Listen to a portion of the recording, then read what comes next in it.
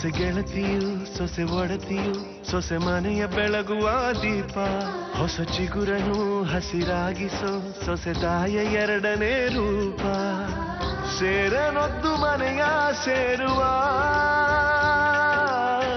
ಸೋರದಂತೆ ಸುರು ಕಾಯುವ ಬಂಧಗಳಿಗೆ ಬಣ್ಣ ತೀಡುವ ಕನಸುಗಳಿಗೆ ಕಣ್ಣ ನೀಡುವ ಸೊಸೆ ಸೊಸೆ ಸೊಸೆ ಸೊಸೆ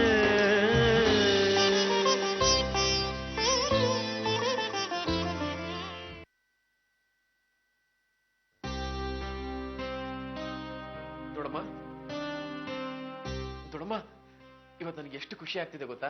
ಈ ಮನೆ ಯಾವತ್ತೂ ಒಬ್ಬರು ಖುಷಿ ನೋಡ್ಕೊಂಡು ಬೆಳೆದಿಲ್ವೋ? ಒಬ್ಬರು ಸಂತೋಷ ಅಂದ್ರೆ ಅದು ಇಡೀ ಮನೆಯವ್ರ ಸಂತೋಷ ಆಗಿರುತ್ತೆ, ಆಗಿರ್ಬೇಕು ಕೂಡ. ದೊಡಮ್ಮ, ಈ ನನ್ನ ಪ್ರಯತ್ನ, ಆ ಪ್ರಯತ್ನಕ್ಕೆ ಸಿಕ್ಕಿರೋ ಫಲ ಖಂಡಿತ ಈ ಮನೆಯವ್ರಿಗೆಲ್ಲ ಸಂತೋಷ ಕೊಡುತ್ತೆ ಅನ್ನೋ ನಂಬಿಕೆ ನನಗಿದೆ.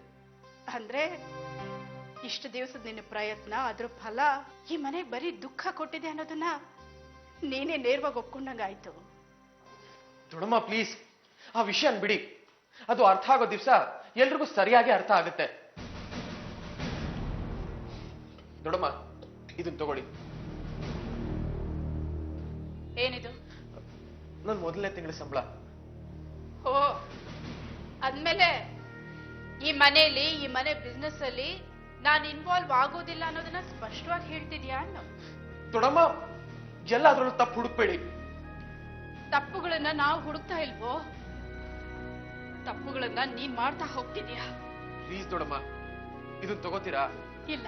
ದೊಡಮ್ಮ, ನಾನ್ ನಿಮ್ಮ ಹತ್ರ ಎಷ್ಟೋ ದುಡ್ಡು ತಗೊಂಡಿದ್ದೀನಿ, ಪಾಕೆಟ್ ಮನಿ ಇಸ್ಕೊಂಡಿದ್ದೀನಿ, ಇಂಥದ್ ಕೊಡ್ಸಿ ಅಂತ ಹಠ ಮಾಡಿದ್ದೀನಿ. ಹಾಗೆಲ್ಲ ನಾನ್ ನಿಮ್ಗೆ ಏನ್ ಹೇಳ್ತಿದೆ ಅಂತ ನಾಪ್ಕ ಇದೆಯಾ? ನನ್ ಕೆಲ್ಸಕ್ಕೆ ಸೇರಿ ಬಂದು ಮೊದಲನೇ ಸಂಬಳದಲ್ಲಿ ಈ ಮನೇಲಿ ಯಾರಿಗೂ ಏನು ತರಲ್ಲ, ಅದನ್ನ ನೇರವಾಗಿ ಬಂದು ನಿಮ್ ಕೈ ಕೊಡ್ತೀನಿ. ನಿಮ್ಗೆ ಇಷ್ಟ ಬಂದಿದ್ದು ನೀವು ತಗೋಬೇಕು, ಅದೇ ನನ್ನ ಆಸೆ ಅಂತ ಹೇಳ್ತಿದ್ದೆ, ನೆನಪಿದೆ ತಾನೆ? ಇವತ್ತು ಆ ದಿನ ಬಂದಿದೆ. ಸಂಬಳ ಇಲ್ಲಿದೆ, ನೀವು ತಗೋಬೇಕಷ್ಟೇ. ಬೇಡ ಪ್ಲೀಸ್ ದೊಡಮ್ಮ. ನೋಡೋ, ಹಳೆ ಕತೆ ಎಲ್ಲ ಹೇಳಿ ನನ್ನ ಬಲವಂತ ಮಾಡ್ಬೇಡ. ನೀನ್ ಮೊದಲಿನ ರಾಘವ ಆಗಿದ್ರೆ ಖಂಡಿತವಾಗ್ಲು ನೀನ್ ಕೊಡೋಕ್ ಮುಂಚೆನೆ ನಾನೇ ಕಿತ್ಕೋತಿದ್ದೆ. ಈಗ ದೊಡಮ್ಮ ಪ್ಲೀಸ್, ಚಿಕ್ಕನಿದ್ಲು ನಾನು ಬೆಳೆದಿದ್ದು ನಿಮ್ ತೊಡ ಮೇಲೆ, ಅಮ್ಮನ ನಿತ್ಲು ಹೆಚ್ಚಿಗೆ ಹಚ್ಕೊಂಡಿದ್ದು ನೀವೇ. ಈಗ ಹೌದಪ್ಪ, ಮಕ್ಕಳು ಅಪ್ಪ ಅಮ್ಮ ಹೀಗೆ ಇರ್ಬೇಕು ಅಂತ ಬಯಸೋದು ಸಹಜನೇ. ಅಪ್ಪ ಅಮ್ಮಂದ್ರು ಮಕ್ಕಳು ಹೀಗೆ ಇರ್ಬೇಕು ಅಂತ ಬಯಸೋದು ತಪ್ಪೇನಲ್ವಲ್ಲ? ನನಗ್ ಬೇಜಾರಾಗುತ್ತೆ. ನನಗ್ ಬೇಜಾರಾಗಿದೆ ಕಣೋ. ಅಟ್ಲೀಸ್ಟ್ ಇದನ್ನ ದೇವ್ರ ಮುಂದೆ ಇಟ್ಕೊಡಿ ದೊಡಮ್ಮ. ಬೇಡಪ್ಪ, ಬೇಡ. ನಿನ್ ಜೀವನದಲ್ಲಿ ಯಾರಿಗೆ ಜಾಸ್ತಿ ಪ್ರಾಮುಖ್ಯತೆ ಕೊಡ್ತೀಯೋ ಅವ್ರಿಗೆ ಇದನ್ನ ತಗೊಂಡು ಹೋಗ್ಕೊಡು. ಇದ್ ಸೇರ್ಬೇಕಾಗಿರೋದು ಅವ್ರಿಗೆ ತಾನೇ.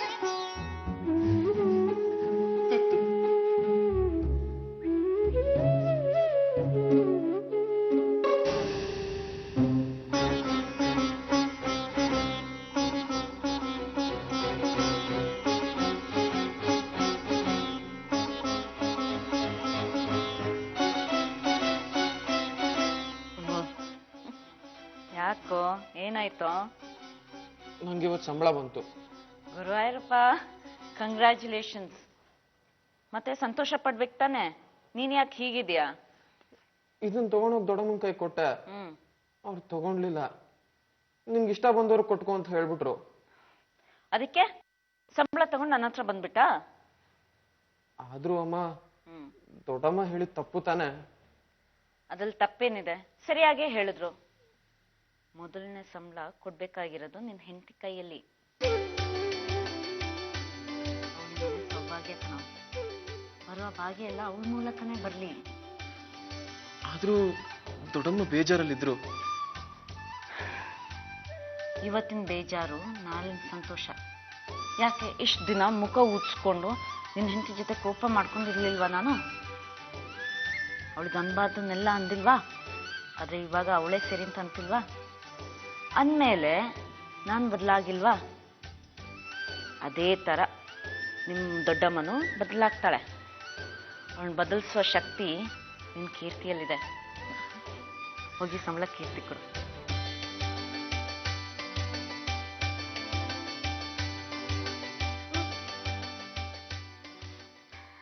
ಯಾರು ಅಂತ ಗುರ್ತಿಸೋ ಅಗತ್ಯನೇ ಇಲ್ಲ. ಯಾಕಂದ್ರೆ ಈ ಮನೇಲಿ ಧೈರ್ಯವಾಗಿ ನನ್ನ ಕಣ್ಣನ್ನು ಮುಚ್ಚೋಕ್ ಸಾಧ್ಯ ಇರೋದು ರಾಘವ್ ಒಬ್ರಿಂದಾನೆ. ಸರಿನಾ? ನಾನ್ ನನ್ನ ಕಣ್ಣು ಹಿಡಿ ಅಂತ ಕಣ್ಣು ಮುಚ್ಚಲಿಲ್ಲ. ನಾನೇನೋ ತಂದಿದ್ದೀನಿ ಅದೇನು ಅಂತ ಹೇಳು ಅಂತ ಕಣ್ಣು ಮುಚ್ಚಿದೆ. ಏನ್ ಹೇಳಿ ನೋಡೋಣ? ನೀವು ತಂದಿರೋದು ಎಲ್ಲ ಹ್ಮ್ ಚೇಪೆಕಾಯಿ. ಸೀಸನ್ ಅಲ್ಲ, ಮಲ್ಲಿಗೆ ಇದು ಡೇ ಎಫೆಕ್ಟ್. ಪಕ್ಕ ಸ್ವೀಟ್. ನೀನೇ ಇದೆಯಲ್ಲ, ಪುಸ್ತಕ. ನೀನೇ ಒಂದು ಮಹಾಕಾವ್ಯ. ಅಯ್ಯೋ ಅದೇನು ಅಂತ ನಂಗೆ ಗೊತ್ತಾಗ್ತಿಲ್ಲ, ನೀವೇ ಹೇಳಿಪ್ಪ. ಸರಿ ಹೇಳ್ತೀನಿ, ಆದ್ರೆ ಹಾಗೆ ಕಣ್ಮುಚ್ಚಿರ್ಬೇಕು, ಆಯ್ತಾ? ನೋ ಚೀಟಿ. ಇಲ್ಲ ಕೈ ಚಾಚು, ಕಣ್ ತೆಗಿಬಾರ್ದು. ಏನಿದು? ಇದು ನನ್ನ ಮೊದಲನೇ ತಿಂಗಳ ಸಂಬಳ. ನಿಜವಾಗ್ಲು ನನ್ಗೆ ಎಷ್ಟು ಸಂತೋಷ ಆಗ್ತಿದೆ ಗೊತ್ತಾ? ಶ್ರೀಮಂತರ ಮನೆ ಮಕ್ಕಳು ಹಿರಿಯರ ಆಸ್ತಿನ ಕಳೀತಾರೆ, ಆದ್ರೆ ನನ್ ಗಂಡ ತಾನೇ ದೊಡ್ಡ ಸಂಪಾದನೆ ಮಾಡ್ಕೊಂಡು ಬಂದಿದ್ದಾನೆ. ಹೆಂಡತಿ ಆದವಳಿಗೆ ಇದಕ್ಕಿಂತ ಸಂತೋಷದ ವಿಷಯ ಇನ್ನೇನು ಇರಲ್ಲ ರಾಘವ್. ಈ ದುಡ್ಡು ನೀವಾಗ ಏನ್ ಮಾಡೋಣ? ಮೊದಲನೇ ತಿಂಗಳ ಸಂಬಳ ಅಲ್ವಾ, ಇದರಲ್ಲಿ ಅರ್ಧ ದುಡ್ಡನ್ನ ಯಾವ ದೇವ್ರು ಕಳ್ಸೋಣ?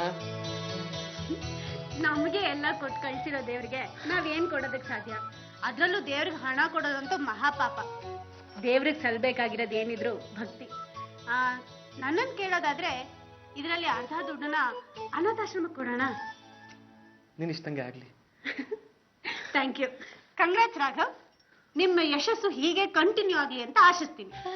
ಮೇಡಮ್, ವಿಶ್ ಮಾಡ್ಬೇಕಾಗಿರೋರು ಬೇರೆಯವರು, ಆದ್ರೆ ನೀನ್ ವಿಶ್ ಮಾಡ್ಬೇಕಾಗಿರೋದು ಹೀಗಲ್ಲ. ಇನ್ನು ಹೆಂಗೆ? ಅದು ಅದು ಒಂದು ಏನ್ ಬೇಕಿತ್ತಂದ್ರೆ?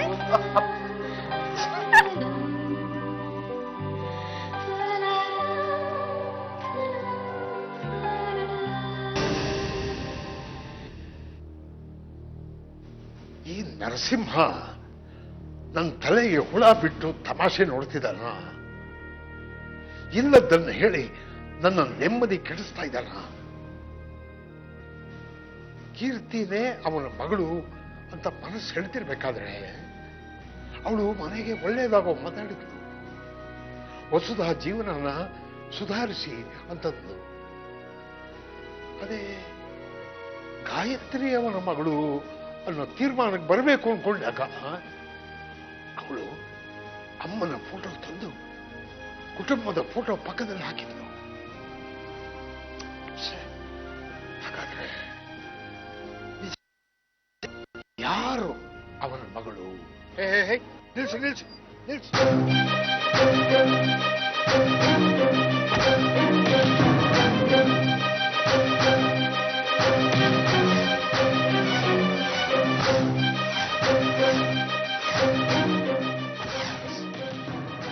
ನೀವ್ ಹಾಕೋ ಬೆದರಿಕೆಗಳಿಗೆಲ್ಲ ಜಗ್ಗೋಳ್ ನಾನಲ್ಲ.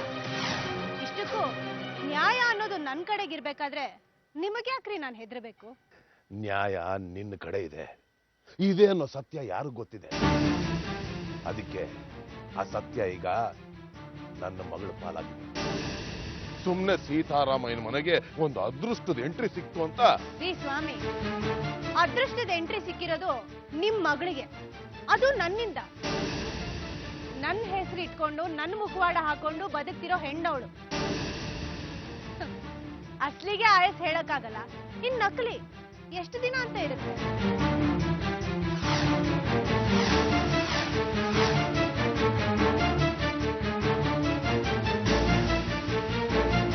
ಸೀತಾರಾಮಯ್ಯ ಎಂಥವನು ಅಂತ ನಿನ್ಗೆ ಗೊತ್ತಿಲ್ಲ.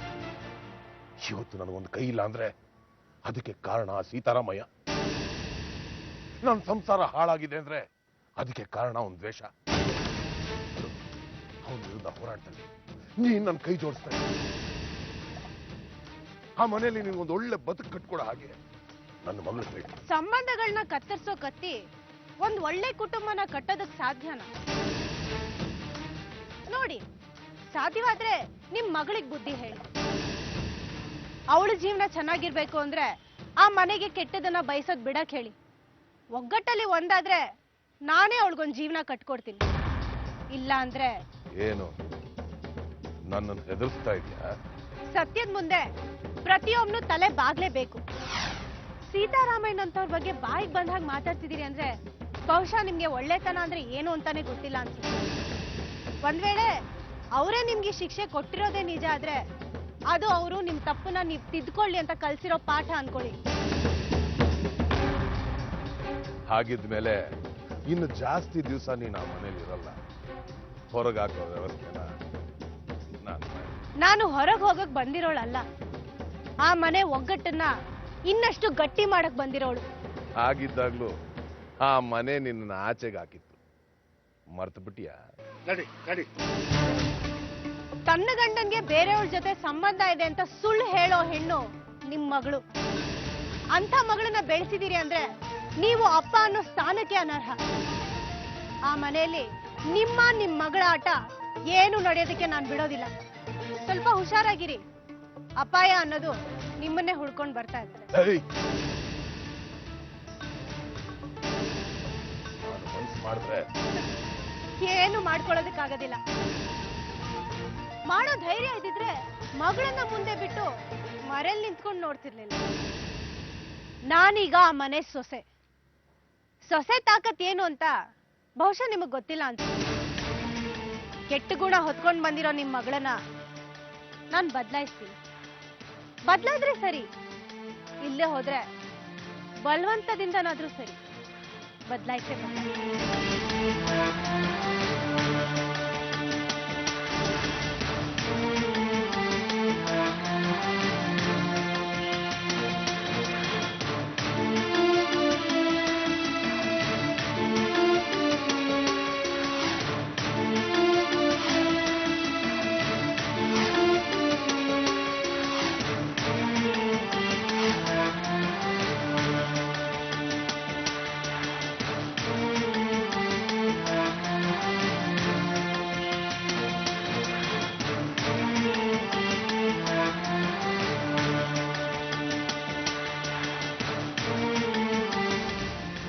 ನಿಂತ್ಕೋ.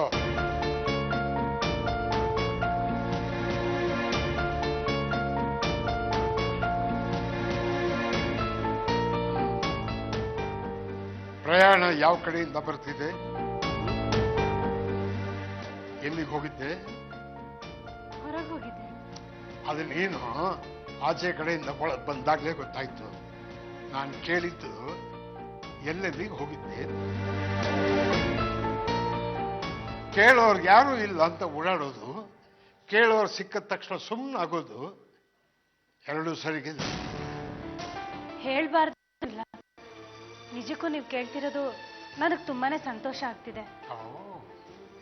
ಹಾಗಿದ್ರೆ ಎಲ್ಲೆಲ್ಲಿಗೆ ಹೋಗಿದ್ದೆ? ಯಾರ್ಯಾರನ್ನ ಭೇಟಿಯಾದೆ? ಒಂದು ಬಿಡದೆ ಹೇಳಿ. ಆಶ್ರಮಕ್ಕೆ ಹೋಗಿದ್ದೆ. ಗುರುಜಿಗಳ ಶಿಷ್ಯ ನರೇಂದ್ರ ಅವ್ರನ್ನ ಭೇಟಿ ಮಾಡಿ ಆಶ್ರಮದ ಲೆಕ್ಕ ನೋಡೋದಿತ್ತು. ಅದನ್ನ ನೋಡಿ ಆಶ್ರಮದ ವಾರ್ಷಿಕ ಸಂಚಿಕೆಗಳಿಗೆ ಕೆಲವು ಬರಹಗಳು ಬಂದಿದ್ವು. ಅದನ್ನೆಲ್ಲ ಒಂದ್ ಕಡೆ ಜೋಡಿಸಿಟ್ಟೆ. ಅದಾದ ನಂತರ ಯಾರೋ ದಾನಿಗಳು ಆಶ್ರಮಕ್ಕೆ ದೇಣಿಗೆ ಕೊಡ್ತೀನಿ ಅಂತ ಹೇಳಿದ್ರು. ಅವ್ರ ಹೆಸರು ಮಹೇಶ್ ಅಂತ, ಜಯನಗರದವರು. ಅಲ್ಲಿಗೆ ಹೋಗಿ ಅವ್ರ ಹತ್ರ ದುಡ್ಡು ತಗೊಂಡು ಬ್ಯಾಂಕ್ಗೆ ಹಾಕ್ತೆ, ಉತ್ರಳ್ಳಿ ಕೋಆಪರೇಟಿವ್ ಬ್ಯಾಂಕ್. ಅದಾದ್ಮೇಲೆ ಆಟೋ ತಗೊಂಡು ನೇರವಾಗಿ ಮನೆಗೆ ಬಂದೆ. ಪರವಾಗಿಲ್ವೇ? ಎಲ್ಲ ವಿವರವಾಗಿ ಹೇಳಿದ್ದೆ. ಮನೆ ಹಿರಿಯರ್ ನೀವು, ಸುಮ್ಮನೆ ಕೇಳೋದಿಲ್ಲ. ಅದರಿಂದ ಏನಾದ್ರೂ ಕಾರಣ ಇರುತ್ತೆ ಅನ್ನೋದು ನನಗೆ ಗೊತ್ತು. ಹಾಗೆ ಇರೋ ವಿಷಯನ ಮುಚ್ಚಿಡದೆ ಹೇಳೋದು ಒಳ್ಳೇದು ಅನ್ನೋದು. ಅಷ್ಟೇನಾ? ಹೇಳ್ದೆ ಯಾವುದು ಬಿಟ್ಟಿಲ್ವಾ? ಇಲ್ಲ, ಇದೇ ಮೊದಲನೇ ಸಲ ನಿಮ್ ಹತ್ರ ಒಂದ್ ವಿಷಯನ ಮುಚ್ಚಿರ್ತಿದ್ದೀನಿ ಮಾವಯ್ಯ. ನರಸಿಂಹನ್ ವಿಚಾರ ಒಂದಿದೆ, ಆದ್ರೆ ಅದನ್ನ ಹೇಳಿದ್ರೆ ಅಂಜಲಿ ವಿಷಯ ಹೊರಗೆ ಬರುತ್ತೆ. ಅದೊಂದನ್ ಬಿಟ್ಟು ಇನ್ನೆಲ್ಲ ಹೇಳಿದ್ದೀನಿ. ನರಸಿಂಹನ ವಿಚಾರ ಬಿಟ್ಟು ಎಲ್ಲ ಹೇಳಿದಾಳೆ. ಅವನಿಗೂ ನನಗೂ ಆಗೋಲ್ಲ ಅನ್ನೋದು ಚೆನ್ನಾಗಿ ಗೊತ್ತಿರೋ ಅವನ ಮಗಳು. ಅಪ್ಪನ ಎಲ್ಲಿ ಬಿಟ್ಕೊಳ್ತಾಳೆ. ಪರವಾಗಿಲ್ಲ, ಇನ್ನೂ ಸ್ವಲ್ಪ ಟೈಮ್ ತಗೋ. ಏನಾದರೂ ಮರ್ತಿದ್ರೆ ನೆನಪು ಮಾಡ್ಕೊಂಡು ಹೇಳು. ಇಲ್ಲ, ಎಲ್ಲ ನೆನ್ಪಿಟ್ಕೊಂಡೇ ಹೇಳಿದ್ದೀನಿ, ಯಾವುದನ್ನು ಬಿಟ್ಟಿಲ್ಲ. ಆಯ್ತು.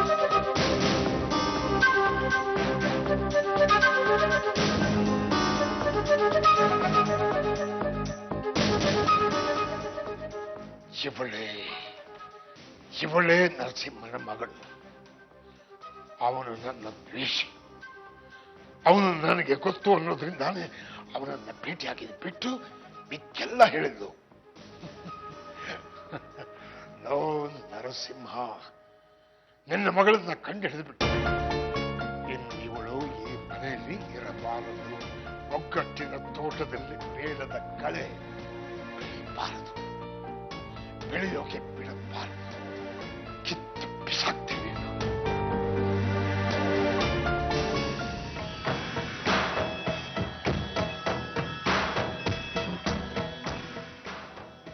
ರೀ, ಕಾಫಿ. Thank you. ಇದೇನೆ ಸಕ್ಕರೆ ಜಾಸ್ತಿ ಹಾಕಿದ್ಯಾ? ಇವತ್ತು ಒಂದ್ ಸಿಹಿ ಸುದ್ದಿ ಇದೆ, ಅದಕ್ಕೆ ಸಕ್ಕರೆ ಸ್ವಲ್ಪ ಜಾಸ್ತಿ ಹಾಕಿದ್ದೀನಿ. ಏನದು ಸಿಹಿ ಸುದ್ದಿ?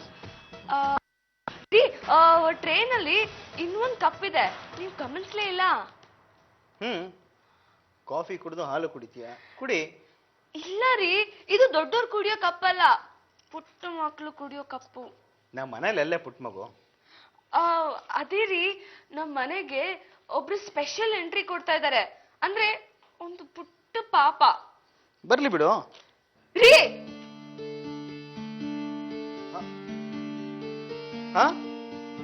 ಏಯ್, ಗುಡ್ ನ್ಯೂಸಾ? ಗುಡ್ ನ್ಯೂಸೇನೆ? ಏಯ್, ಹೇಳು ಹೇಳು, ಮೇಲೆ ಹೇಳು. ಯಾಕ್ರಿ? ಹೇಳ್ತೀನಿ. ಏನ್ರಿ? ಕಣ್ ಮುಚ್ಕೋ. ಕಣ್ಣ? ಕಣ್ ಮುಚ್ಕೋ. ಅಯ್ಯೋ ಅಯ್ಯೋ,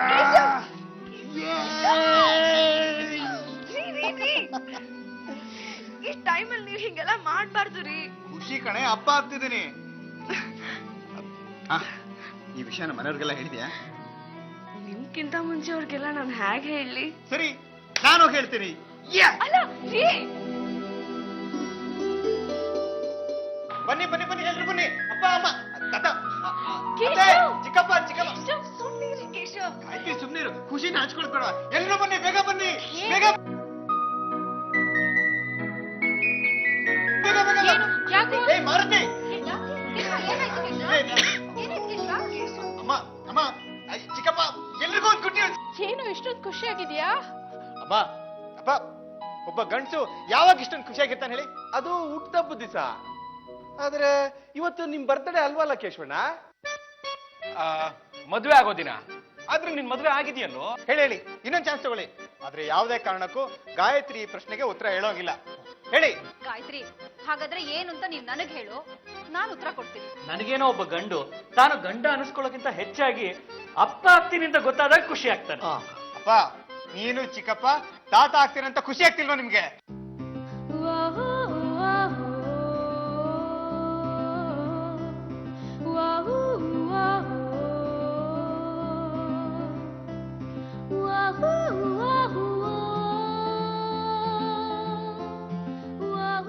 ನೀನು ಚಿಕ್ಕಪ್ಪ ತಾತ ಆಗ್ತಿದ್ದೀರಾ?